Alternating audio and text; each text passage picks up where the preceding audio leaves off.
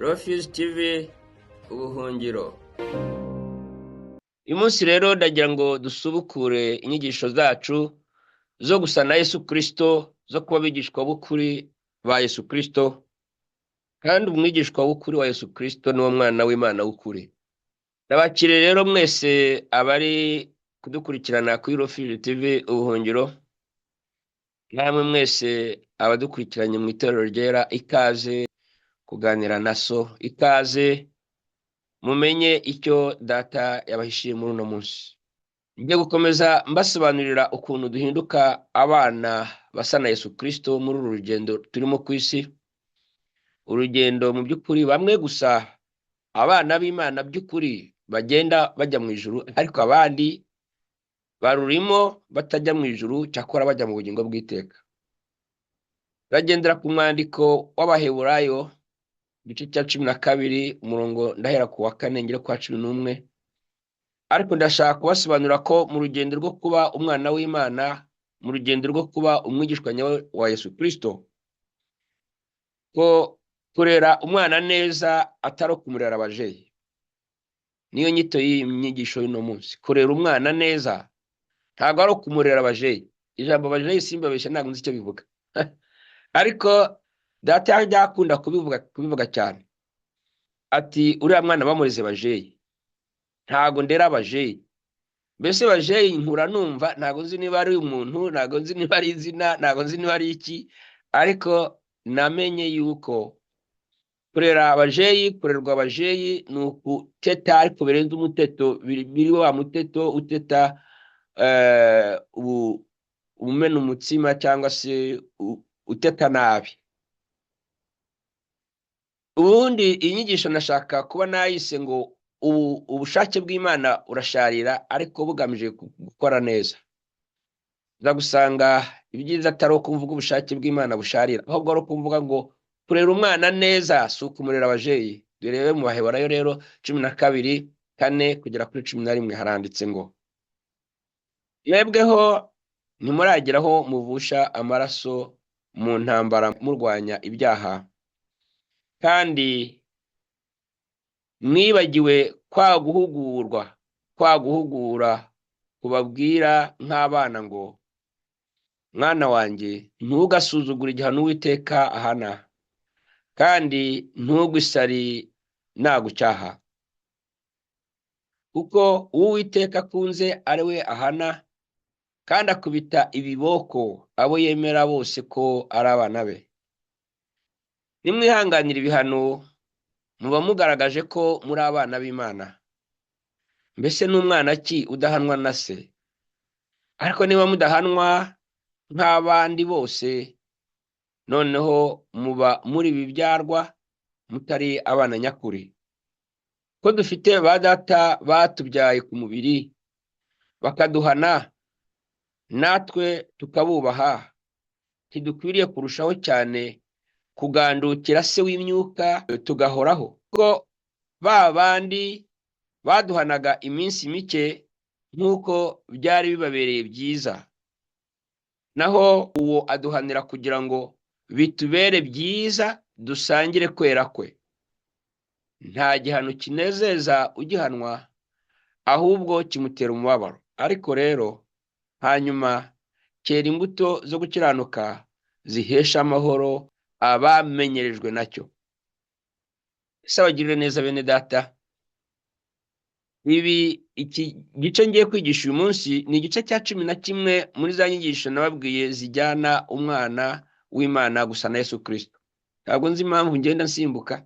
Natangiriye ku gice cya 9, none nari ngeze mu by'ukuri ku nyigisho ya 6 cyangwa 7. Umwuka nyobora ku gutangirira ku gice cya 11, ahari bitewe n'ibihe ndi kunyuramo. Noneho hari ibintu bitubaho mu buzima, umuntu akibaza ngo ariko ubu mfite umubyeyi koko n'Imana, ibibazo ndimo n'Imana ibirimo nayo, ariko tukibagirwa ko yatubwiye ngo izatunyuza mu mugezi.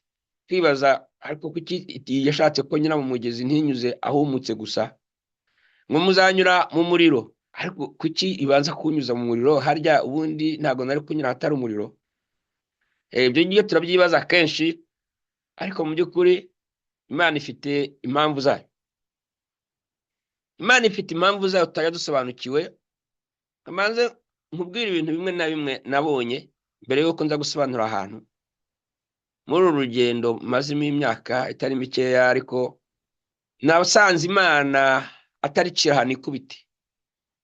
Umubyeyi ufite umwana atetesha, akabona umwana ari kwiriza yigize bajeyi, kandi abona umwana ari mu makosa, abona umwana nta mpamvu yo kwiriza no kwishegesha uko ari kwishegesha, ati mama kirahana ikubite. Uwo mubyeyi aba ari kurera nabi. Imana ntabwo ari kirahana ikubite, igira abana ariko ntabwo ari kirahana ikubite. Mu minsi ishize, ni mu myaka ishize, nigeze gukurikirana kuri YouTube umugore wari uri kuvuga ati yabajije Imana ngo jenoside yabaye, ngo Imana iri hehe? Uvuga yumva ko yarababajwe nuko jenoside yabaye n'ibyakoze, ati mbaza Imana ngo jenoside yabaye uri hehe wa Mana? Noneho ngo Imana iramusubiza ngo jenoside yabaye ndi aho nari ndi igihe umwana wanjye yajyanwaga ku musaraba gupfirayo. Imbabaje nuko ntamenye icyo yasubije iyo Mana imubwiye gutyo. Ndongera njye nkibaza nti wowe Imana iguhaye icyo gisubizo harya, kandi nzi ko abantu benshi bajya babyibaza, wayisubiza ngo iki? Ariko njyewe ntabwo ndipfana, iyo ngize Imana ikansubiza nongeraho nkongera nkayibaza. Rero njye ku giti cyanjye narayibajije nti wa Mana we, kuki wanyambuye bene wacu n'ibyanjye byose, nkaba nsigaye ndi nkewe, nkaba nsigaye nta rwara rwo kwishima? Iransubiza ngo narabakwambuye ngo nkwihe kuko ndabaruta. Ndongera njyewe nungamo ntabwo ndipfana, narayibaza ngo abo wihaye bose wabanje kubaka ibyabo n'ababo? Irongera iransubiza, noneho insubiza ikoresheje ijambo, insubiza mu Byahishuwe igice cya 3 umurongo wa 19, aho waranditse ngo abo nkunda bose ndabacyaha nkabahana ibihano, nuko rero gira umwete wihane. Ntabwo numvaga ibyo iri kumbwira, ndongera nshaka kugira ibyo nungamo, noneho insubiza idakoresheje umurongo. Irambwira ngo umukozi wanjye wese munyuza muri iyi nzira. Noneho nkura fokasi mu kwibaza ibyo nayibazaga, ntangira kwibwira nti umukozi wawe njye mbaye umukozi wawe for what? Kubera iki? Cyangwa nari Icyongereza ntabwo navuze gutyo, ariko navuze nti ndabakubwiye ko nshaka kugukorera. Njyewe uranyuza muri uyu muriro, njyewe uranyuza muri ubutayu, njyewe uranyuza muri uyu mugezi, njyewe uranyuza ahangaha, umbwira ngo ntunyuze abakozi bawe. Ninde wakubwiye ko nshaka kugukorera niba ari ukunguku ukoresha unyuza abakozi bawe mu bintu bitashoboka bisharira? Iranyorera ntabwo ijya. Mu minsi ishize naganira n'umuntu nawe arambwira ati njyewe nabajije Imana ibibazo byinshi, noneho ngo iramubwira ngo ntazongere kugira icyo ayibaza, ngo ntazongere kwibaza ngo ibyo ikora ngo bikorere iki. Abantu ese wowe wayisubije ngo nagize ubwoba, ntabwo nzongera kugira icyo nyibaza. Abantu wakoze nabi, ariko ngira ukayibaza ntabwo ibikubujije kuvugana nayo, ni umubyeyi wawe. Ariko icyo yasubije uwo muntu kiri muri Yobu 40 umurongo wa 1 kugera ku wa 5. Aho baranditse ngo Uwiteka akomeza gusubiza Yobu ati mbese umunyampaka yagisha ishobora byose impaka? Uyigayisha ugayisha Imana nasubize. Nuko Yobu asubiza Uwiteka ati dore ndi insuzugurwa, nagusubiza iki? Nifashe ku munwa, navuze rimwe ariko sinzongera gusubiza, ndetse kabiri ariko sinakongera. Noneho ndongera ndamubwira ntese wewe kuki watinye? Njyewe ibingibi bya Yobu Imana yabimbwiye kenshi, ariko nkakomeza tukajya imbizi. Ntabwo Imana yigeze nkubita ku munwa ngo nuko nayibajije yambujije kongera kwibaza. Ubwo yaransubije, kandi buri gihe kansubiza mu buryo busobanutse kurusha ubwa mbere. Noneho nza kwibuka ibibazo nk'ibyo ngibyo twese tubinyuramo. Ibindi kubabwira ndi kubabwira ibintu tunyuramo. Umuntu wese uhamagawe anyura mu inzira. nza kwibuka ahantu Imana yabwiye Yeremiya iti Yeremiya rega nzi ibyo nshaka kubagirira ni byiza ntabwo ari bibi ibwira Isirayeli kandi Yeremiya yahanurira Isirayeli mu gihe Isirayeli yari kubwirwa ko bagiye kuza kubafata bunyago bakabica abagore babo bakabahurumuza amada mu mihanda bakabatwara mu gihugu cy'amahanga abami babo bakabajoboramo amaso babajyanye babaziritse. Noneho Yeremiya yarabikubitiwe arabifungirwa ko yarahanganye n'abandi bahanuzi bagera kuri 200. Imana yavuze iti abo bahanuzi nimugende mbaha imyuka mibi ibashiriramo imyuka mibi yo kujya guhanura ibivuguruza Yeremiya kugira ngo Yeremiya ahanure ahanganye n'abantu 200 bamuvuguruza. Arakubitomerwa nabi arangira akajya abwira Imana ati Mana waranshutse ndashukika ntabwo nshaka kugukorera ariko ndashaka guceceka kugira ngo no kuvuga ibyawe najya kumva mu nda yanjye hajemo umuriro nkumva ndagurumana. Nubwo mubwiye tumva Yeremiya nzi ibyo nshaka kubagirira ni byiza gusa ariko ibi ngiye umubona ni ibyo kubaremamo umutima w'ibizaza nyuma. Ndashaka kubaremamo umutima w'ibyiza nzabakorera nyuma yanga. Ariko banyujije hehe mu nkota, ibanyujije hehe muri gereza, ibanyujije hehe mu kumenwa amaso, ibanyujije hehe noneho Yeremiya yanze kuva ku izima. Nuko Yeremiya Imana iramubwira iti Yeremiya manuka jya kubisoma muri Yeremiya 8:1-7. Ijambo ryaje kuri Yeremiya rivuye ku Uwiteka riti haguruka umanuke ujye mu nzu y'umubumbyi niho nzakumvishiriza amagambo yanjye. Nuko ndamanuka njya mu nzu y'umubumbyi ndebye mbona arakorera umurimo we ku ruziga. Ababumbyi bo muri Isirayeli babumbira inkono zabo ku kintu kizunguruka. Nuko ikibindi yabumbaga mu ibumba gihombera mu ntoki z'umubumbyi maze aribumbisha ikindi kibindi kimeze uko ashaka ubwo kitameze nk'icyo yari afite mbere nk'icyo yari kubumba mbere. Maze ijambo ry'Uwiteka rinzaho riti yewe ab'inzu ya Isirayeli mwe mbese sinabasha kubagenza nk'uyu mubumbyi? Nuko Uwiteka abaza dore uko ibumba rimeze mu ntoki z'umubumbyi niko namwe mumeze mu ntoki zanjye mw'ab'inzu ya Isirayeli mwe. Bivuga ngo iki? Amagambo yose nubwo ari amagambo y'Imana nyavuze ngira ngo mbasobanurire aho natangiye kubasomera mu Baheburayo. Nayo na magambo yo muri Bibiliya sako njya mbabwira ngo amagambo yo muri Bibiliya mu Isezerano rya Kera yose ntabwo ari ay'Imana, ariko aya ngaya nsomye Yeremiya avugana n'Imana ayo ni ay'Imana. Aha ngaha nasomye aho Yobu yasubizwaga n'Imana, iyo ni Imana yari kuvuga ntabwo ari amagambo yayo. Impamvu rero ni amagambo y'Imana. Aha ngaha nasomye mu Byahishuwe 19 ni amagambo Yesu Kristo yivugiye ku giti cye, ntabwo ari amagambo y'intumwa ze, ntabwo ari amagambo ya Yohana.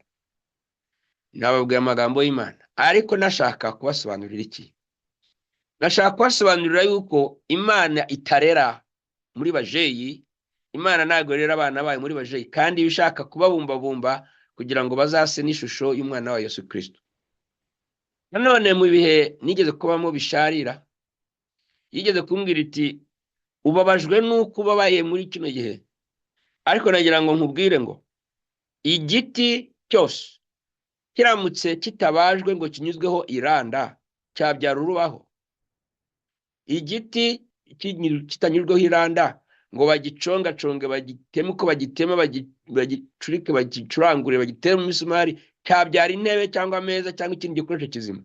Ndavuga ngo hoya nawe niko bimeze.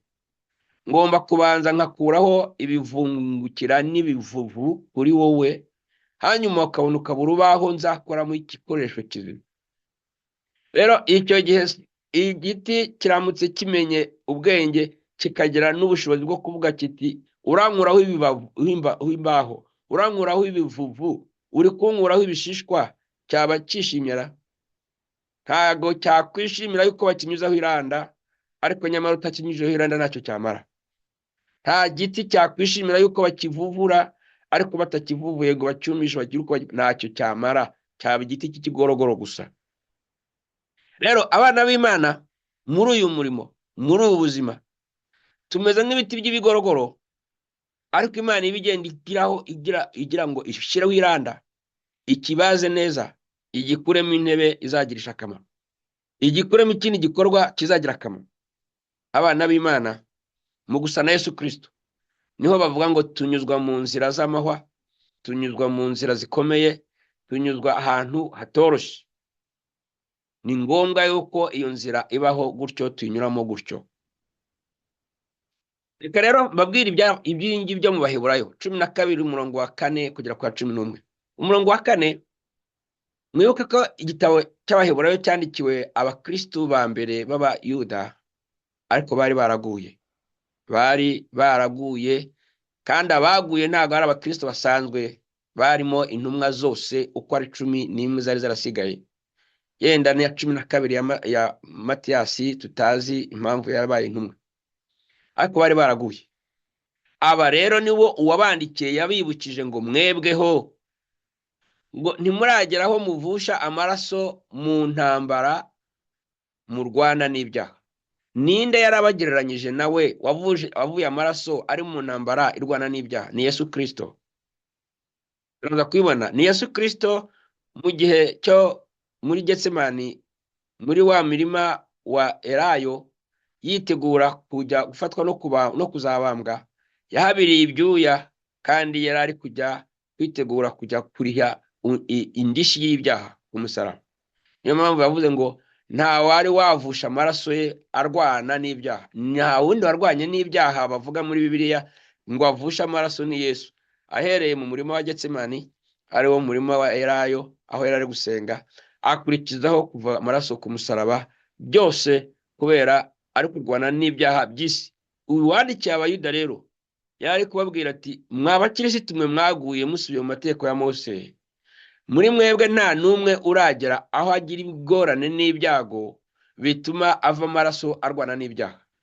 Ariko aba bakirisitu nubwo bari barasubiye inyuma, baranakubitwaga, bazira nyine ko ari abakirisitu, basubijwe inyuma nuko banze gukomeza gukubitwa, barambiwe gutoterezwa yuko ari abakirisitu, bagaruka gukora accommodation, bagaruka kugira ngo basubire mu mategeko no mu nyigisho za Mose, baramuke bakunde baramuke kabiri. Aba rero nibo Pawulo yandikiye igitabo cy'Abaheburayo, ntituzi ko ari Pawulo, ariko nge yendebye stili nkeka ko ari Pawulo. Nibo bandikiwe ngo nimwemere mubabare, ntago muravushwa amaraso kuko Yesu yavuye amaraso arwana n'ibyaha. Mwisubire inyuma kurikiza Mose n'amategeko ye, nimwemere mubabazwe, amaraso yanyu ntago yari yagera aho amera nka Yesu Kristo. Mwibagiwe kwa guhugurwa kwababwirwa nk'abana bato ngo mwana wanjye. Ibi rero Pawulo ari kuvuga ibintu byabaye mu isezerano rya kera aho bahuguwe, ariko kuko ari Abayuda bazi neza isezerano rya kera, ari kubabwira ukuntu Imana yagiye ivugira mu bahanuzi bari aba Yeremiya n'abandi igihe Isirayeli yakubitwaga, ati mwana wanjye ntugasuzugure igihano Uwiteka aguha. No mu migani bibirimo, ntugasuzugure igihano Uwiteka aguha. Ariko ngo zari impuguro zahawe abana, kandi nababwiye ko Isirayeli yahawe amategeko kubera ko yari umwana. Mu nyigisho nasobanuye abantu babiri b'ubwoko bubiri bagenwa n'amategeko. Hari abana, Isirayeli nayo yari umwana nk'igihugu, hari n'abagaragu. Rero ari kubibutsa yuko Isirayeli nk'umwana Imana iha ibihano, iyireresha amategeko ikabahana. Ati rero mwibuke iyo nyigisho mwaha. Noneho ku murongo wa 6 tukavuga ngo Uwiteka akunze ngo niwe ahana. Ni ukuvuga Uwiteka yari akunze Isirayeli, cyo cyatumaga ayihana. Nicyo cyatumaga ababwira kubabara uko babazwaga, ngo yashaka kubaremamo icyiza kizaza nyuma, ariko binyuze mu kubanza kubakubita. Kubera iki? Yabazizaga amakosa bakoraga, yabazizaga kutamwumvira no kutakurikiza ibyo ababwira. N'uyu munsi rero abana b'Imana nabo nuko bameze mu itorero, nabo nuko hari benshi badakurikiza ibyo basabwa gukora, badakurikiza ibyo Yesu Kristo ababwira. Nabo nuko bagomba ibiboko, agakubita ibiboko kugira ngo abibutse ko ari abana be, ko abakunda agomba kubahana, abakunda agomba kubacyaha. none ngo nimwihanganira ibihano muba mugaragaje yuko muri abana b'Imana. Ni ukuvuga ibihano by'abana b'Imana ntabwo ari bya bindi bituma bazapfa ngo barimbuke, ariko bibaho kubera iki? Kubera ko abana b'Imana bakomeza gukora amakosa, kandi amakosa y'abana b'Imana ntimuyajyane mu makosa ya Isirayeli. Amakosa ya Isirayeli kwari ukurega ku mategeko y'Imana icyo gihe yabahaye, ariko amakosa y'abana b'Imana ni ukudakora ibyo Yesu Kristo ababwira gukora, kudakunda ababanga, kudakunda abavandimwe banyu, kudakunda mu by'ukuri muri rusange, kudakora ibyo Yesu Kristo adusaba gukora. Tuba turi abana babi gusa, niyo mpamvu hazaho ibihano, niyo mpamvu hazaho kudusaba ko tumugarukira. Hari ikintu navuze cyambwiwe ku giti cyanjye kiri muri Ibyahishuwe 3:19, aho Imana imbwira iti abo nkunda bose ndabacyaha nkabaha ibihano. Iki gihe nari nyine umugaturika, nari nabatizwa mu mazi menshi, noneho nkumva bihagije ko mvugana n'Imana, ko nyibwira ikansubiza ndi umwana wayo, nkumva nta kibazo. Ikambwira iti jya kubatizwa vuka bundi busha. Ntago nzi kuvuka busha icyo bavuga. Kubatizwa narabatijwe, naranakomejwe, ndi n'umuyobozi wa korari mu gaturika. Ariko icyo gihe uranshaka we? Iti abo nkunda ndabacyaha nkabahozaho ibihano, gira umwete wihana. Reka ndihana iki se? Igihe cyaha nakoze ni iki? Mbwira icyaha nakoze aba aricyo nihana. Ntabwo cyagusetsa nageze aho mbonye yibwira ngo ni nihane, ntazi ibyo nihana. Ndabwira numva nkubwire urandembeje, umbwira ubusa, umbwira ngo ni nihane ibyo ntakoze, ahubwo ngiye kubikora nze ndebe numva icyo umbwira. Ndagenda nkora icyaha nkana, ndagaruka nje noneho kwihana. Ambwira ati ntabwo aribyo nakubwiraga, ahubwo hahirwa umuntu w'iteka atabariho igicumuro cye. Ntabwo nigeze nkubwira yuko nkubaraho ibyaha byawe, ndagushaka kuvuka bundi bushya. Ntabwo nigeze nihana bundi icyo cyaha kubundi. Yambwiye iti ntabwo aribyo nakubwiraga, ngarukira. Kwihana ni ukugarukira Imana. Ntabwo nari mbizi icyo gihe. Ngarukira, ibyo unsaba byose nzabiguha ari uko wangarukiye. Nari mfite ibintu nyisaba, abo tuba tuganira ntabwo njya mbibanyuriramo. Ndavuga numva ntabwo njye numva ibyo umbwira, ariko ubwo bisaba yuko nkugarukira, hanyuma nkajya kubatizwa, ukaba ari bwo uzampa ibyo ngusaba. Ibyo ngusaba nibyo nkeneye, naho ibyo kubatizwa byawe ntabyo nashakaga, ariko nzaza kubatizwa noneho mbona ibyo nashakaga. Nuko noneho ndihana, ariko ntabwo nihanye ibyaha, urumva ko ntabyo nari mfite, ntabyo numvaga mfite. Cyo nari gukora nuko ntari gukora ibyo imbwira gukora gusa, kuyikurikira ajya kwemera kujya kubatizwa. Umurongo wa 11 mu Baheburayo uratubwira ngo nta gihano kinezeza ugihanwa, ahubwo kimutera umubabaro. Mw'ibyo bihe nari ndimo byari amaganya n'amajune, ntabwo nari ndi kwishima, ahubwo nari mbabaye. Ariko kandi nanone ntabwo nari kureka kubinyuramo, kandi Imana ivuga iti ndamutse ntakunyujije sinakubona, ngomba kukwambura ibyo nkwambura byose kugira ngo nkwe, kuko ndabiruta ibyo bintu nakwambuye. None batubwira ngo nta gihano kinezeza ugihabwa, ahubwo kimutera umubabaro. Ngo ariko rero hanyuma yacyo cyera imbuto yo gukiranuka. Ukuvuga ngo cya gihe nemeye kugaruka nkakurikira iby'imbwira, nubwo nta kosa nari mfite, nta cyana yandegaga, nimeze nka Yobu. Ati urandega iki? Murandega iki cyaha? Ko njye mbona abanyabyaha ahubwo bashisha, murandega iki mwebwe? Nanjye niko nari meze kabisa. Araho nagira nkabura n'Imana imbwira nti ariko njyewe duhangane wa Mana we, ntabwo ndakuvirira, kuko niba ukangisha kwica abantu njye ndagusaba nanjye ngunyice. Hari nigeze ngusaba kubaho? Ndaguhangara nishaka ngutuke, ni urakara unyice nibyo ngusaba. Uke kunkura ibyo ngibyo gutera bwo baryawe. Ntari hari nyica ngaho ni ariko kazi kawe. Ntabwo nshaka kukwica wowe, ndashaka kugukoresha. Ntabwo nshaka kugukorera. Ariko arayamubwire ngo izo mpaka, ibyo bintu byose bizana gukiranuka. Gukiranuka guturuka kuki? Kukumvira Imana ugahagararaho igusaba kuba. Byitanga amahoro rero, bihesha amahoro. Bihesha amahoro niyo umuntu atakara akazi, bimuhesha amahoro. Niyo umuntu atafite amafaranga bimuhesha amahoro, bihesha amahoro, malgré ko hari ibintu byinshi umuntu aba adafite. So rero umwana w'Imana bene data ntabwo areka kunyuzwa muri izi nzira. Ndabizi ko benshi muzitotombera, nazitotombeye nabahaye ingero zanjye, ariko mumenye yuko niyo nzira Imana ishaka kutunyuzamo, ishaka kudusana Yesu Kristo. umwigishwa nyawe ntabwo akwiye gucika intege kubera ko urugendo rw'agakiza rurimo ayo mahwa, rurimo ibyo bintu. Nta muntu uzakubesha ngo Imana ngo izaguha ngo umugisha gusa. Irawuguha ariko uwunyuza no mu mahwa, irawuguha ariko uwunyuza no mu busharire, irawuguha ariko uwunyuza no mu bushake bwayo, kandi ubushake bwayo burasharira. Rero ubushake bw'Imana busharirira abantu b'ibyiciro bibiri. Ntabwo ari ibihano by'Imana, ariko ubwo mubyumve namwe. Ubushake bw'Imana busharirira umuntu Imana ishaka ko ava aho ari ngo ajye ahandi heza ishaka kumushaka.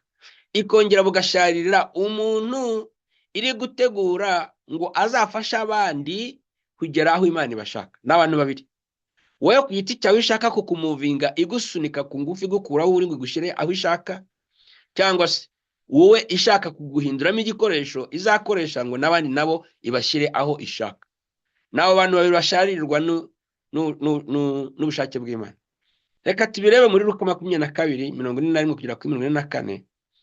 Aha ngaha tugiye guhera kuri Yesu, turebe ukuntu ubushake bw'Imana bwa se bwamushariririye, ariko akaba adashobora kugira uko abigenza, kuko Imana iramushaka aho agomba gucungura isi.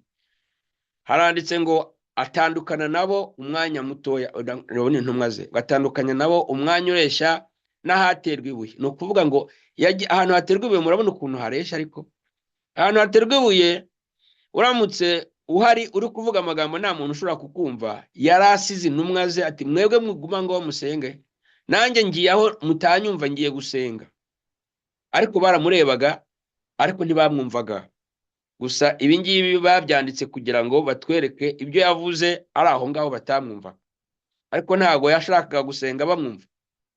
Aravuga ati atandukana nabo umwanya ureshya n'aho batera ibuye.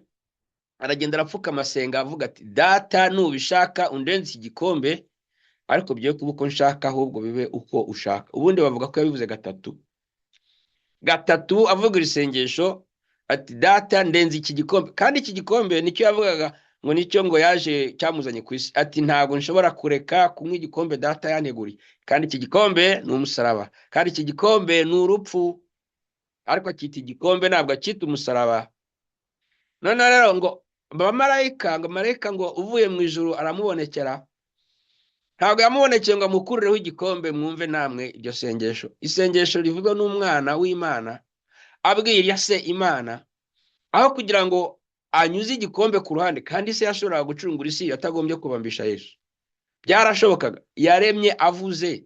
Ibi nabibwiye icyo gihe Imana abana, wowe waremye uvuze, urangije ujya gucungura ubambye umuhungu wawe. Ubu rero twebwe ko wamubambye ku giti n'udushyira kuri brochette, ubwo ngubwo umuntu yagukurikira kujya kuri brochette kwe?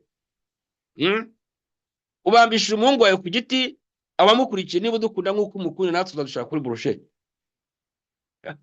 None rero yohereza abamarayika aho kugira ngo imukure kuri brochette, ntiyamukura ku rubambo, ahubwo imwongerera imbaraga zo kwihanganira urwo rubambo, rwo kwihanganira umusaraba, ariko ntiyamwambuye umusaraba.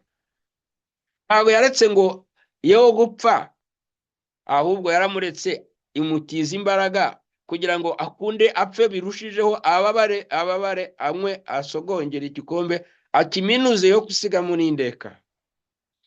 Nuko ngo yarababaye kugezaho abantu abira ibyuya, atonyanga ibyuya by'amaraso. Ngo kuko yarababaye bikabije asenga cyane. Aha niho bavuga ngo yasenze aboroga, ngo yasenze arira, ngo ariko Imana ntiyamwumva.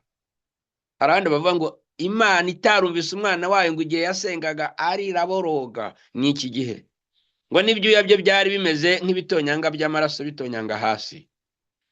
Imana ntiyamusubiza ngo imurinde umusaraba, ahubwo uyu murongora. Kubera iki?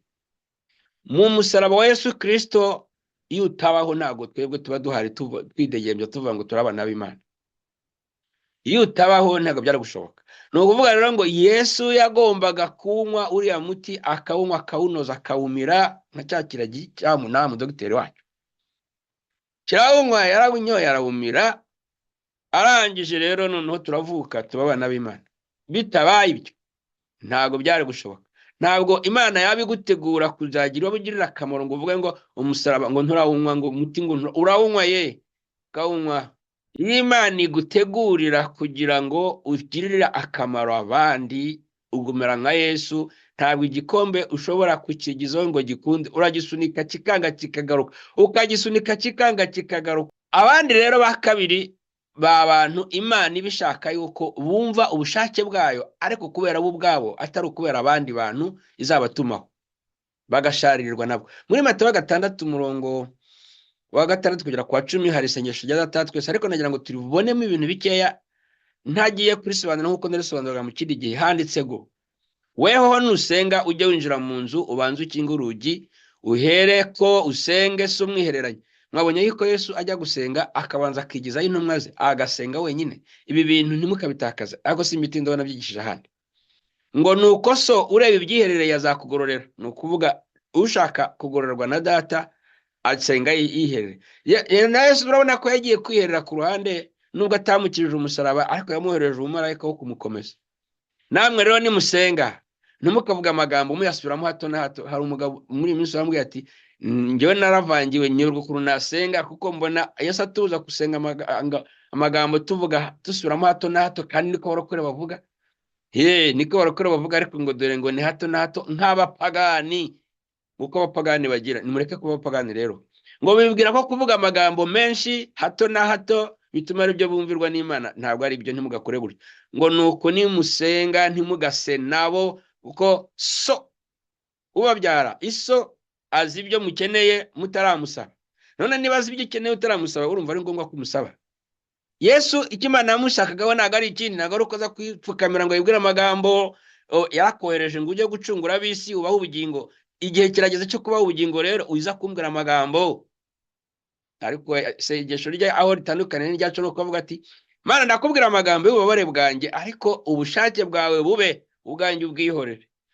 Nibira ari kuvuga rero yashatse ntera kujya no gusenga, ariko kuvuga ati ubushake bwawe. Cyakora yagiye gusenga abona marayika uza kumufasha kwikorera, ariko ubundi ntabwo Imana yari ikeneye amagambo ye. Yari izi neza ko ibyo akeneye ari uko babara bukeya cyangwa se yihangana, nawe ubundi ntiyashobora kunyuza igikombe ku ruhande. Aha rero haranditse nikomereje ngo namwe nimusenga ntimukavuga amagambo muyasubiramo hato na hato nk'abapagani bagira, bibwira ko kuvuga amagambo menshi ari byo bituma Imana ibumvira. Ntabwo Imana yumvira gutyo.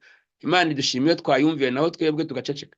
Ngo nuko ntimugase nabo, kuko so azi ibyo mukennye mutaramusaba. Nuko musenge mutya muti Data wa twese uri mu ijuru, izina ryawe ryubahwe. Urumva ko ariho dutangiriye. Ni Data, iyo confirmation irahagije. Ubwo mwise Data, ibindi byose mureke akubera umubyeyi. Rero izina ryawe ryubahwe, ubwami bwawe buze, ibyo ushaka bibeho muri njyewe, muri we, mwisi n'uko bibaho mu ijuru. That is it, point final. Mu by'ukuri umwana w'Imana uri mu rugendo rwo gusa na se, rwo gusa n'Imana Data, ugomba kugeraho umwiyegurira, ukareka byose akabikora, agakora ubushake bwe, ntakorwe ubushake bwawe.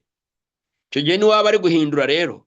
Nawe ari haruguru Yesu yatse ubushake bwa se ngo bari bwo bukorwa, kubera ko yari yatumwe kujya kugirira abandi neza, kandi ntibyashobokaga ko Imana ihindura gahunda yo kugirira isi neza ngo yibabarire, yikure mu rupfu yishyire mu bugingo, ngo kubera ko umwana wayo yanze kwikorera umusaraba. Reka da, irawugukorera nushaka kugwa hejuru, irawugukorera na Simoni ajya kugufasha, ariko urawubambwaho, kuko ntishobora kudakora gahunda yo gutanga ubugingo, kandi ari byo byakuzanye muri misiyo yayo. Ubundi umwigishwa nyawe anyura mu irembo rifunganye. Aha rero ngiye kubabwira gato ko irembo rifunganye sindabitindaho no gutinza inyigisho, ariko irembo rifunganye rivuga iki, kandi irembo rifunganye ni nagira ngo mbabwire ngo irembo rifunganye ntabwo ari ukwikobanya, ntabwo ari kwihangayika, ntabwo ari kwibuza kurya no kuryama no gusinzira. Irembo rifunganye reka turisobanure, ariko umwigishwa nyawe ntatana no kurinyuramo. Niyo ntangiriro ko umwigishwa mu by'ukuri umuntu abanza kunyura mu irembo rifunganye. Iryo rembo rifunganye turarisoma, haranditse ngo munyure mu irembo rifunganye, kuko irembo ari rigari, ni inzira ijyana abantu mu kurimbuka ari nini, kandi abayinyuramo ni benshi. Ariko irembo rifunganye ni inzira ijyana mu bugingo iraruhije, kandi abayinyuramo ni bakeya. Yesu ati mwirinde abahanuzi b'ibinyoma. Ariko uvuga aho ngaho ati mwirinde abahanuzi b'ibinyoma, bazazaho muri basa n'intama ariko imbere ari amasega aryana. Muzabamenyera ku mbuto zabo. Mbese hari abasoroma imizabibu ku migenge, cyangwa se imbuto z'umutini ku gitovu? Nuko igiti cyiza cyose cyera imbuto zacyo nziza, ariko igiti kibi cyera imbuto zacyo mbi. Igiti cyiza ntikibasha kwera imbuto mbi, kandi igiti kibi ntikibasha kwera imbuto nziza. Igiti cyose kitera imbuto nziza kiracibwa kikajugunywa mu muriro. Nuko muzabamenyera ku mbuto zabo.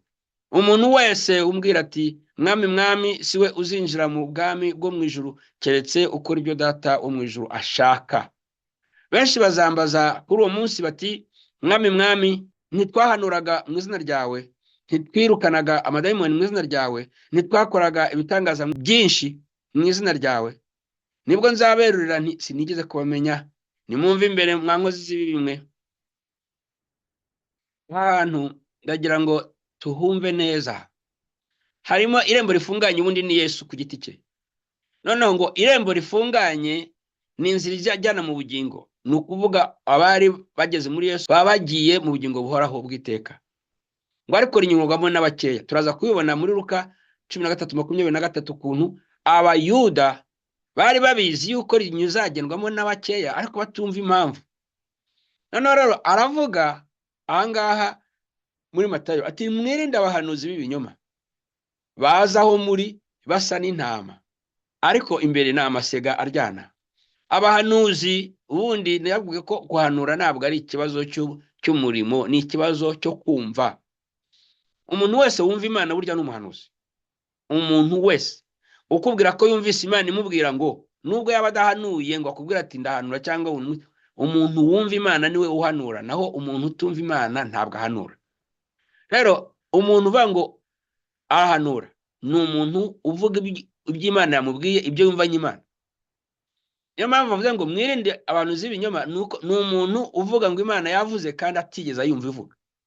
Ni umuntu usobanura iby'Imana, ijambo ry'Imana, kandi atarizi. Abantu turabujije rero. Ariko aba bantu havuze ngo ni amasega aryana. Rero iki kintu yakoze kiriya gihe ntabwo nzi niba bari babifite gutyo. Yavuze agereranya aba bantu baza mu izina ry'Imana, bakorera Imana, ariko ari amasega. Amasega n'ubwoko bw'imbwa zo mu kigunda z'inyafurika. N'imbwa itagira shebuja niyo bita isega. N'imbwa idagira uburere, n'imbwa y'agasozi niyo bita umusega. Rero ntabwo ari igitutsi. Ahangaha intama zo mu kizungu baziragirisha imbwa bita chien berger. Hari imbwa zigenewe kuragira intama. Noneho ibirura byaza, izo mbwa zigahangana n'ibyo birura, ari byo masega, imbwa zo mu gasozi. Zikirukana ibirura ntibize kurya intama. Izo mbwa zigenda ziyobora intama aho zinyura, yabona intama igiye kuva mu zindi ikiruka ikayitanga imbere, ikagira ubwoba bw'imbwa igasubira mu zindi. Yesu rero aravuga ati abahanuzi b'ibinyoma muzabirinde. Yari kuvuga abashumba bo mu itorero bazaza bagombye kuba basa nk'imbwa za berger zo kuyobora intama, ariko mu by'ukuri atari imbwa za berger, ahubwo ari imbwa zo mu gasozi, ari imisega ishobora kurya intama. Noneho rero aravuga ngo bazaza bameze nk'abambaye uruhu rw'intama. Ni ukuvuga baza mu itorero bameze nk'intama za Yesu Kristo, bameze nk'abakirisitu. Ariko abantu akavuga ngo ntabwo bigeze baba intama na rimwe. N'umwe mubabona bafite amatwi matoya nk'ay'intama, yenda badafite n'amahembe, kuko n'imbwa nazo ntizigira amahembe. N'intama mu by'ukuri ntabwo zigira amahembe, kereka imfizi z'intama. N'abana b'intama ntibagira amahembe, bameze nyine nk'imbwa nazo ntizigira amahembe. Ati muzababona binjiye mu itorero ariko basa nk'intama, nyamara bo bazaba ari imbwa z'imisega zitaje kuragira intama, ahubwo zaje kuzirya. Noneho akababwira ati muzabamenyera ku mbuto zabo. Ibi ngibi barakore bajya bavugisha nabi, bavuga ngo umuntu ngo wakijijwe ngo azera imbuto. Ntabwo Yesu yigeze avuga ko umuntu wakijijwe ari we wera imbuto.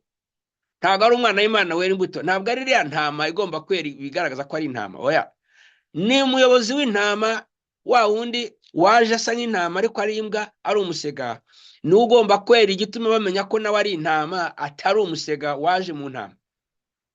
Muri ko byumva, ntabwo imbuto zisabwa abakirisitu, imbuto zisabwa abashumba, zisabwa abakuru b'itorero, nibo basabwa kwera imbuto. Noneho aravuga ngo igiti kibi cyose cyera imbuto zacyo tukamenya ko ari kibi, n'igiti cyiza cyose cyera imbuto zacyo tukamenya ko ari cyiza. Ni ukuvuga ngo abantu baje mu itorero ariko atari abana b'intama, atari n'intama za Yesu Kristo, abo ngabo ntabwo bigeze baba intama nubwo basa nk'intama. Abo ngabo ni igiti kibi, kandi igiti kibi naturellement ni kibi. None se igiti cy'umugenge ni umugenge, niko waremwe witwa umugenge. Waba ukiri muto ni umugenge, nushaka uba ukuze ni umugenge, nushaka uba ushaje ni umugenge. Ntabwo uzasaba ikindi kintu kitari imbuto z'umugenge ku mugenge. Ni ukuvuga rero ngo babandi bita abahanuzi ariko atari abahanuzi, ntibigeze bahanura n'umunsi n'umwe, kuko batigeze bumva Imana ivuga, ntibigeze bamenya ijambo ry'Imana ngo bariryo basobanura. Abo ngabo ntibakababeshe ngo yari umukozi w'Imana yaraguye. Nta muntu wigeze aba umukozi w'Imana w'ukuri ugwa, kuko ntiyigeze aba we. Yasaga nk'umukozi w'Imana ariko ntiyigeze aba umukozi w'Imana. Tumuri kucyumva? Nicyo Yesu yabwiraga hano. Ntabwo yigeze abwira abantu bakizwa ngo bazere imbuto. Imbuto ni iz'igiti, kandi abashaka kugaragaza ko igiti cyera imbuto mbi kuko ari kibi, kandi ntikigeze kiba cyiza na rimwe. N'igihe cyose cyamereye cyangwa cyatewe ari kibi, kizasaza ari kibi. N'igiti cyiza rero, umwana w'Imana w'ukuri ntabwo azigera aba mubi, kuko igiti cyiza cyatewe kizakomeza kigira imbuto nziza. Ntibishoboka. Au contraire, ntabwo igiti giterwa ari kibi ngo kize kuba cyiza nyuma, cyangwa ngo giterwa ari cyiza kize kuba kibi nyuma. Ntibibaho ibyo ngibyo. Ibyo Yesu yavuze hano. Hano rero ku murongo wa 21 ashwishuriza abantu b'ibiti bibi, abahanuzi babi, abantu baza mu itorero bitwa ngo ni intama kuko batagira amahembe, nyamara ari imbwa miremire n'imirizo miremire. Ntaho bahurira n'intama. Arababwira ngo bazazamubwira ngo mwami mwami, ababwira ngo ntabwo yigeze kubamenya. Impamvu atigeze kubamenya nuko nta na rimwe bigeze baba intama, nuko nta na rimwe bigeze baba igiti cyiza. Cyari igiti kibi kuva mu itangiriro kugera mu isirizo. Bari imbwa z'imisega kuva mu itangiriro kugera mu isirizo. Peu importe ibyo bavuga bakuze mu izina rye, ntabwo abazi nk'intama, nta nubwo abazi nk'igiti kizima. Rero ntihakazagire umuntu ukobesha ngo ndi umukozi w'Imana, ngo umukozi w'Imana yaraguye. Nta mukozi w'Imana wigeze agwa. Niba hari ufite ubuhamya bw'uko yakoreye Imana akagwa, uzavuga uti wari umusega na mbere, none imikaka biragaragaye. Wari igiti kibi na mbere, none amahwa yawe aragaragaye. Ariko ntibakakubeshe ngo umuntu ngo azaza ari urubuto rwiza, none ngo narangiza kure azarangize amera amahwa avuye. Ngo ntabwo mwiriba rimwe havamo amazi y'amasoko abiri, habe ngo amakera abe n'amazi meza. Ubye uri umwana w'Imana kandi uzakura umera neza. Ubye uri umwana wa Satani kandi uzakura usanga so muri gihonomo. That is it. Ni plus nimwe bakakubesha. Hanyuma rero Yesu abwiye abantu bamwe bavuga ngo twarahanuraga mu izina ryawe. Uyu muntu ntabwo yigeze hanura mu izina rye, kuko aramubwira ngo sinigeze kumenya. Yarahanuye nibyo, ariko ntituzi umwuka wamutumye ahanura. Kuko nababwiye ngo umuhanuzi by'ukuri ni uwumva Imana. Uyu nguyu yahanuye yumvise Yesu avuga, sinkubeshe. Ntabwo bishoboka. Iyo yarahanuye yumvise Yesu avuga, ntiyari kumubwira ngo sinigeze kumumenya, kuko yaba yaramumenye igihe amubwiraga ijambo ari buvuge. None ntabwo yigeze kumenya rero. Ariko ni ukuvuga ngo abantu mu itorero baza ari imisega kandi basa nk'intama, bafite ubushobozi bwo guhanura mu izina rya Yesu Kristo. Bafite ubushobozi bwo gukora ibitangaza mu izina rya Yesu Kristo. Bafite gukora ibintu byose birukana amadayimoni mu izina rya Yesu Kristo. Ibyo bintu barabishoboye babivuga mu izina rya Yesu Kristo, ariko igihe kizagira ngo babwire ngo ntigeze kubamenya. Niyo mpamvu abantu batavuga ijambo rya Kristo, nubwo bakora mu izina rya Kristo, batari abahanuzi b'ukuri, n'ab'ibinyoma. Kandi Petero yaravuze ngo baragwiriye, ngo bana batoya, ngo abahanuzi b'ibinyoma baragwiriye, ngo akazi kabo ni akahe. Petero abivuga ngo baza kwigisha icyo bakora byose bashaka impiya zanyu, bashaka amafaranga yanyu, bashaka indonke. Itorero urimo hose bakwaka amafaranga nyuma ya serivisi cyangwa mbere ya serivisi, umenye yuko abenshi bazagera imbere ya Yesu Kristo bamubwira ngo twakoze ibitangaza mu izina ryawe turi mu gatenga. Ababwire ngo muri inkozi z'ibibi sinigeze mbamenya. Ngo twigishire mu izina, ati muri inkozi z'ibibi sinigeze mbamenya. Kubera iki? Bakoreye inyungu, bakoreye titre, bakoreye ibyubahiro, bakoreye ibintu byose bituma atazigera bamenya. Ntibavuze ibyo yabatumye, bavuze ibyo bitumije ku giti cyabo. Niba mukizi rero, hariho mu itorero abantu bitwa abakozi b'Imana, kuko guhanura ni ukwigishirira, ni ukuvuga ijambo ry'Imana. Harimo mu itorero abantu bitwa abahanuzi, abantu bitwa ko bavugira Imana ariko batigeze bavuka ku Mana. batigeze icyabazanye mu itorero ni ukurya intama, ni ukuzogosha ubwoya bakabugurisha, ni ukuzikuraho icyo bashoboye cyose bakazunura. Bene data, ntimuhumishwe no kubona yuko dufite amatorero yuzuye mu gihugu, tube dufite abanyarwanda bose wagira ngo n'abakirisitu. Mubanze murebe inyungu ziri inyuma y'abashumba b'imisega. Abashumba bitwa amasega ni abashumba baza kurya intama. Niba ari uko bimeze, mubona abantu bafite za nyakubahwa bakura ku cya 10 n'amaturo, bakura kuko abakristo batakigira urwara rwo kwishima, byose babiterura babishyira pasitoro, abo ngabo ntibigeze baba abahanuzi b'Imana. Abo ngabo bazagera igihe bazakingiranwa imbere y'umuryango nyamuryango, kubera ko batigeze binjirira mu muryango ufunganye wa Yesu Kristo. Ntibigeze na rimwe, ariko ibyo bakora byose babikora bita ngo nabikora mu izina rya Kristo. Abo ngabo impamvu bavuga ngo ni imisega, abagereranya n'imbwa zitwa shemberje, zo ziragira intama by'ukuri. Abo ni imbwa z'imisega, kuko imisega yo iba mu gasozi, ntabwo iragira intama. Ariko turabafite, baruzuye. Imbuto zabo ni izihe? Ngibyo bashaka inyungu mu itorero, bashaka inyungu mu itorero, bashaka inyungu mu ntama. Yehova kera yarabwiraga mu Isirayeli ngo intama zanjye mwarazimaze muzibaga, mwarazimaze, ko naho zaturangire ku musozi nta muntu uzitayeho. Mubanze mujye mumenya abashumba nyabashumba abo Yesu avuga. None irembo rifunganye rero nababwiye ko ari Yesu. Kariya gace maze kubasomera ko muri Matayo kavuga Yesu abwira itorero yuko bazabana n'abantu bitwa abashumba bo mu itorero, ariko nta numwe amenya, atarigeze amumenya, batarigeze bavuka muri Yesu. Aka gace njya kubasomera ko muri Luka ko kavuga Abayisiraheli ukuntu nabo batigeze bamenya Yesu ngo binjire mu muryango ufunganye. Haranditse ngo Luka 13:22 kugera kwa 30 ngo ajya mu midugudu n'ibirorero yigisha, ari mu nzira ajya i Yerusalemu. Umuntu aramubaza ati, databuja, mbese abakizwa ni bakeya? Nabyumvise, mbese abakizwa ni bakeya? Ibi ngibi byari byarahanuwe n'umuhanuzi menya niba atari Yeremiya cyangwa se Yesaya, bavuga ngo abakizwa bo muri Isirayeli ngo ni imbarwa, ni bake cyane. None reka nkubwire ukuntu abakizwa muri Isirayeli ari bake cyane. Abantu imiryango 12 y'amajyaruguru ya Isirayeli yajyanywe bunyage mu myaka ya 580 ahari mbere ya Yesu Kristo. Yajyanywe bunyage muri Ninivi, ntago iyo miryango yagarutse, kandi imiryango 10. Yesu aza igihe cyo kuza ku isi yasanze abayuda bonyine aribo bagarutse bavuye kwa Nebukadineza, bazanywe na Nehemiya na Esidarasi. Wari umuryango umwe cyangwa 2 cyangwa 3 yari mu majyepfo, kuko mu gace ka Yerusalemu aho bitaga Yuda hari umuryango munini wa Yuda, n'umuryango muke y'igice cy'Ababenyamini, n'umuryango w'Abalewi wari waratatanyijwe mu midugudu yose yo muri Isirayeli. No kuvuga ngo bari niwe yasanze, no kuvuga ngo ibyo bahanuzi bavugaga ngo muri Isirayeli hazarokoka bakeya, n'ubundi ni bake. Ni umuryango umwe mu miryango 12, n'ubundi ni bake.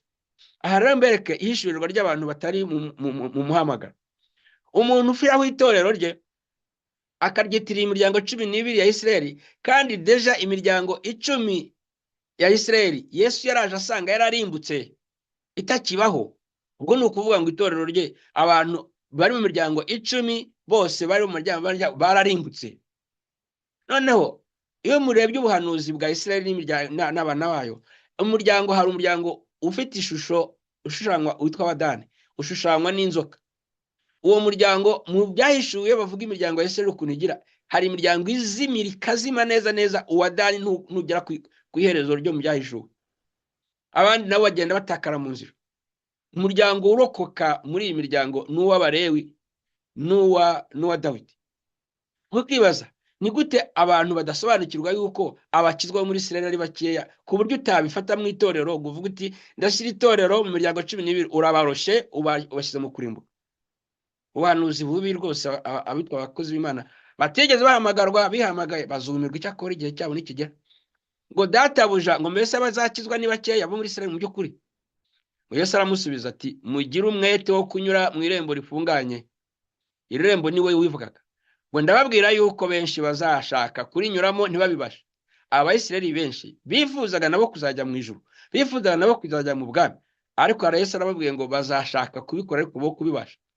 Impamvu bituma batabibasha, batabibasha nize kubibabwira, imwe nuko batigeze bahamagarwa n'Imana kwizera Yesu Kristo. indi nuko Imana yashaka kugira ngo izabone uko igera ku isi yose, kandi yihera muri Isirayeli bakamwizera ntibari kumwica, batamwishe ntiyari kugera ku isi yose.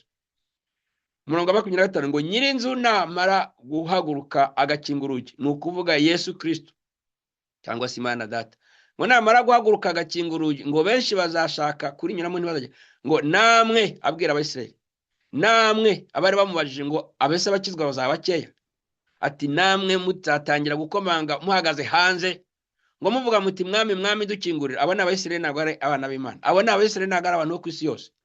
Ngo mwami mwami dukingurire, azabasubiza ati simbazi, sinzi naho muturutse. Ngo nibwo muzavuga mwebwe muri kumbaza, nibwo muzavuga muti kandi twarariraga imbere yawe. Bo bariraga, ntabwo ari abo bahanuye. Aba bo baryaga Yesu ari kubwiriza mu midugudu y'iwabo, bamutiza amatwi n'amaso ariko batazi ibyo ari kuvuga, batamukurikiye. Ngo ntitwariraga imbere yawe. Bararyaga se bari kumuha. Ngo ntitwanyweraga imbere yawe ukagira ngo baramuhaye. Ngo ndetse ukigishiriza mu midugudu y'inzira z'iwacu. Abo ni Abisirayeli. Abangaba batandukanye nabo nababwiye bwa mbere, bo bakora ibitangaza, bo bakora mu izina rya Yesu Kristo. Aba ntago bavuga mu izina rya Yesu Kristo ko ntibamwizera. Ni Abisirayeli babonaga Yesu ibyo akora byose ariko bakanuye nk'injanga, badashobora kumukurikira, bameze nk'ibyapa bihagarara aho ngaho bikerekeza aho abandi bajya, byo ntibigende. Ngo ariko ngo azababwira ati sinzi aho muturutse, nimuve imbere mwankozi z'ibimwe, nimugende muvaho ndi. Abo niho muzaririra bagahekenyera amenyo ngo mubonye nde. Abare n'Abisirayeli kubera ntabwo ari twebwe. Ngo mubonye Aburahamu sekuruza wabo, na Isaka na Yakobo abasekuruza babo, ngo n'abahanuzi bose bo muri Isirayeli, ngo bibereye mu bwami bw'Imana. Ngo naho mwebwe muri kumbaza ibibazo mumbaza abazakizwa uko bangana, ngo muzaba mujugunywe hanze. Ikiri kucyumva cyo ntabwo kitureba mu by'ukuri, ariko nanyambereke ko hari yaharuguru namaje kubasobanurira abazavuga ngo twahanuye twakoze ibitangaza, abone mu itorero rya kino gihe. Naho hano ntabwo ari itorero ari kubwira, hano ari kubwira Abisirayeli ati umurongo wa 29, hazaza bava iburasirazuba n'iburengerazuba n'ikasikasi n'ikusi, ni ukuvuga iburasirazuba n'iburengerazuba, amajyepfo n'amajyaruguru y'isi, bicare basangire mu bwami bw'Imana. Abo ni twebwe yavugaga. Ngo kandi rero ngo aha hariho abanyuma bazaba ab'imbere. Abanyuma bari twebwe, tuzaba imbere. Abisirayeli bari imbere, bazaba inyuma. Ngo ab'imbere bamwe bazaba inyuma, Abisirayeli bamwe b'imbere bazaba inyuma. Ibyo ngibyo yabibwiye Abisirayeli. Bari bamaje bati ariko se mugakiza Abisirayeli bazakizwa? Byari byarahanuwe ko Abisirayeli bazakizwa ari bake, ari imbarwa ari bake cyane. Byari byarahanuwe yuko ngo iyo Imana itaza kurokora agace gatoya mu Abisirayeli, ngo bari kurimbuka nka Sodoma na Gomora. Rero urumva yuko ibi mbasobanuriye, irembo rifunganye ni Yesu Kristo, ariko muri bwirwa abantu babiri. Twebwe abana b'Imana twarinyuzemo, turirimo, turahagazemo. Twebwe ntabwo tubwirwa ko tuzarimbuka, ariko abazarimbuka bari mu bitirwa ko bari muhagazemo ni abakozi b'Imana, ni abitwa amasega, ni abahanuzi b'ibinyoma binjiye mu itorero rya Yesu Kristo, uko batagira amahembe nk'intama zitagira amahembe, nk'abana b'intama ko batagira amahembe, ariko bo kutagira amahembe kwabo nuko ari imbwa, nuko ari imisega. Ntabwo ari imbwa ziragira amatungo, baje mu itorero ariko ngo ni abashumba. Ntabwo ari abashumba bariya, ntibigeze baba abashumba, ahubwo ni imisega. Imisega ntabwo iza mu matungo kugira ngo iragire. Imisega iza mu matungo kugira ngo irye intama n'abana b'intama. Cyo muri kucyumva? Rero cyo nashaka kubabwira uyu munsi ngiki, ariho nshoje, ntabwo nongera kubabwira ibyandikwa n'ibyinshi nababwiye. Nababwiye nti Imana ntabwo irera abajeyi. Kurera umwana neza ni ukumurera utamurera mu buryo bw'abajeyi. Niko Imana iturera. Ariko muri urwo rugendo rwo kurerwa gutyo, itunyuza mu bikomeye kuko ishaka kuzadutangira n'ubuhamya. Ariko ntitugomba kugira ubwoba bwo kunyuzwa muri ibyo bikomeye, kuko ntabwo twebwe tunyuzwa mu bikomeye nk'abazahanwa, ahubwo tunyuzwa mu bikomeye nk'abazahembwa, abazagira umunezero n'amahoro twamaze kubona agakiza, gukiranuka kuba muri Yesu Kristo tutakoreye, twaherewe ubuntu gusa kuko twumviye tugakora ibyo Imana idusaba gukora. Ariko hari abandi bantu bavuga ngo bakorera Imana kandi batayikorera, bavuga ngo barayumva kandi batayumva, bavuga ijambo ritari rya Kristo abo ngabo bazagera igihe bazavuga ngo twakoze byose mu izina rya Kristo, ariko babwire ngo sinigeze kubamenya, cyagiye mwabikoraga muri inkozi z'ibibi, kuko ntimwigeze munyura mu muryango, ntimwigeze munyura mu irembo rifunganye ari ryo Yesu Kristo. Aba bantu mu isezerano rishya bagaragazwa n'abana 7 b'umutambyi. Hari abana 7 b'umutambyi bajyaga kwirukana amadayimoni, umutambyi wo muri Isirayeli, kandi bakirukana amadayimoni bavuga ngo barayirukana dayimoni mu izina rya Yesu uwo Pawulo yigisha. Barayirukanaga rero, ariko bigeze baza guhura na dayimoni y'inyaryenge ibarusha ubwenge n'imbaraga, irababwira iti ariko Pawulo muvuga njyewe ndamuzi, mwebwe ntimunanamuzi, murapfa kubivuga gusa. Na Yesu muvuga nje ndamuzi, mwebwe ntago mumuzi. None munyirukana mu izina ry'uwo mutazi gute? Ngira bafata bari 7, ngira bakubita, ibambura ubusa, irabakomeretsa, bahunga bambaye ubusa. Abare abantu ko ari 7, abana 7 b'umutambyi w'isezerano rya kera, umutambyi wo muri Isirayeli, tubafite mu matorero ya kino gihe. Mu matorero ya kino gihe dufitemo abantu b'abatambyi b'isezerano rya kera, bakora ibintu byose mu izina rya Yesu, mu izina rya Yesu Pawulo yabwirizaga, ariko kandi bo batazi Yesu, ahubwo dayimoni birukana ari ibarusha kumenya Yesu, ibarusha kumenya na Pawulo wari. Abo rero bo tumuzatangara nimubona babambitse ubusa, bakabasohora bambaye ubusa, bambaye nyabaganga, ngo mvuga umukozi w'Imana disera. Nta mukozi w'Imana ugwa. Umuhanuzi Dawidi yaravuze ngo umukozi w'Imana ngo ntirabona umwana w'umukiranutsi asabiriza cyangwa yitwara inzara. Ndagira ngo mbwire ngo niyo byayemeze bite, niyo wanyuzwa mu muriro ariko uzawusohokamo, uzawunyuramo gusa ariko uzasohokamo udahiye, nta n'imyotsi gucumbaho. Uzanyura mu mugezi ariko uzawusohokamo utagutembanye, utigeze umira nkeri. Ngiki cyo tubwirwa nk'abana b'Imana basa gusa na Yesu Kristo. Murakoze mwadukurikiranye mufite umutima mwiza n'ubushake n'ubushobozi bwo kumva no kumenya no guhindura mukaba abana b'Imana basa na Yesu Kristo koko. Tuzasubira ubutaha sobukuruza inyigisho zibahamagarira guhinduka ngo dusa na Yesu Kristo, kandi twemera no kwikorera umusaraba wacu. Imana ibagirire neza. Refuge TV, ubuhungiro. Mumaze kumva televiziyo ya Minisiteri Yera Mpuzamahanga Global Holy Ministries ifatanyije n'itorero ryera mpuzamahanga Global Holy Church.